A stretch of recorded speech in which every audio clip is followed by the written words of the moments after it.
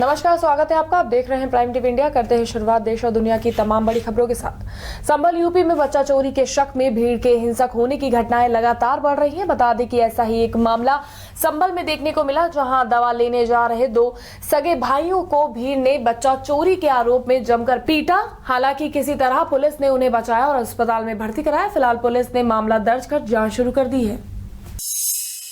रायबरेली में बदमाशों के हौसले बुलंद होते नजर आ रहे हैं। ताजा मामला गुरुबख्शगंज थाना क्षेत्र का है। यहां बदमाशों ने एक किराना व्यापारी को गोली मार दी और मौके से फरार हो गए। बताया जा रहा है कि व्यापारी की हालत गंभीर बनी हुई है। मथुरा में थाने के अंदर उस वक्त हाहाकार मच गया जब अचानक एक दंपत्ति ने थाने में पेट्रोल डालकर खुद को आग लगा ली। आनन फानन में दोनों को अस्पताल में भर्ती कराया गया। घटना में ये बात सामने आ रही है कि दंपत्ति की सुनवाई नहीं हो रही थी, जिससे परेशान होकर इस वारदात को अंजाम दिया गया। ललितपुर में एक मंचले की एक युवती ने पिटाई कर दी। युवती ने बताया कि उक्त युवक उससे कई दिनों से छेड़छाड़ कर रहा था। उसकी शिकायत पुलिस को भी दी, लेकिन पुलिस ने कार्रवाई नहीं की, जिससे परेशान होकर उसने उक्त युवक को सबक सिखाने के लिए उसकी पिटाई कर दी। सूबे के सीएम योगी आदित्यनाथ जालौन के कालपी मंगलोर स्थित पुलिस ट्रेनिंग सेंटर का 1 सितंबर को लोकार्पण करेंगे। उनके इस दौरे को लेकर डीआईजी और कमिश्नर ने संयुक्त रूप से पुलिस ट्रेनिंग सेंटर का निरीक्षण किया। साथ ही पुलिस लाइन में सुरक्षा संबंधी बैठक की। इस दौरान उन्होंने मुख्यमंत्री के कार्यक्रम की रूपरेखा बनाई और सुरक्षा व्यवस्था को लेकर पुलिस अधिकारियों को निर्देश भी दिए। 1 सितंबर को पुलिस ट्रेनिंग स्कूल मंगरौल कालपी में माननीय मुख्यमंत्री जी का आगमन होगा, जहाँ पर जो हमारा ट्रेनिंग सेंटर है उसका जो है उस दिन उद्घाटन होगा। उसके संबंध में आज आयुक्त महोदय, हम जिलाधिकारी महोदय, हमारे एडिशनल एसपी साहब और सभी अधिकारी और ट्रेनिंग स्कूल के जितने भी अधिकारी हम लोग वहाँ पर मौजूद थे। एक तो जो है उसके संबंध में जो सुरक्षा प्रबंध है और जो व्यवस्थाएं की जानी है, मुख्य रूप से हमारा सुरक्षा का उद्देश्य है और यातायात प्रबंधन के संबंध में हम लोग के द्वारा स्थलीय निरीक्षण कर उसका जो है ये व्यवस्था बनाई गई है और उसका आदेश हम लोग अलग से निर्गत कर रहे हैं।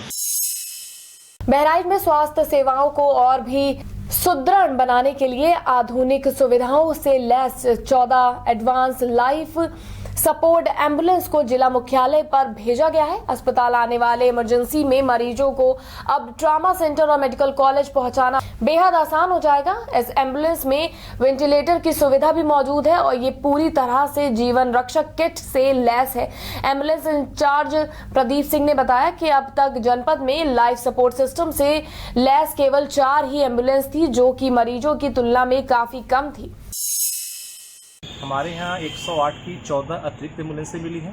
पहले शासन द्वारा हमें 23 एम्बुलेंसें दी गई थी, जिसमें से 18 एम्बुलेंसें रिप्लेस कर दी गई हैं और 102 की हमारे यहाँ कुल 41 एम्बुलेंसें हैं और हमारे यहाँ 4 ALS एम्बुलेंस चल रही हैं।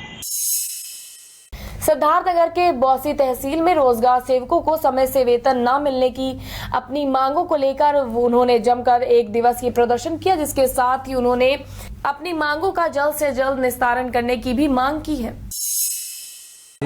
ये आगामी जो मतदाता पुनरीक्षण का कार्यक्रम चालू होना है, जो ये 1 सितंबर से लेकर 30 सितंबर तक घर घर जाके मतदाताओं का सत्यापन करना है, उनका डिटेल अंकित करना है और उसके बाद जो है 15 अक्टूबर से मतदाता पुनरीक्षण का काम, दावे आपत्ति लेने का काम चालू होगा, जिसका प्रकाशन 15 अक्टूबर को होगा, जो 30 नवंबर तक चलेगा।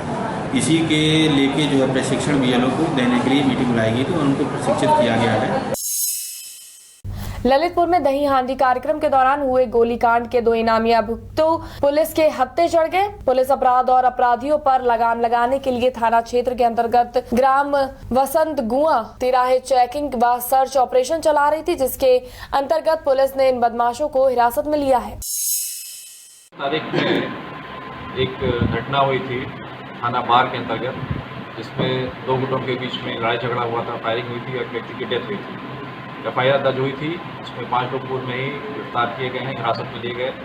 2 अन्य, जिसमें एक नामित है और जिसके ऊपर 20 लाख का इनाम घोषित किया गया था, उसकी गिरफ्तारी की गई है, जिसका नाम है सिकंदर राजा पुत्र हरिओम। इसके ऊपर 20 लाख का इनाम था, इसकी भी गिरफ्तारी की गई है।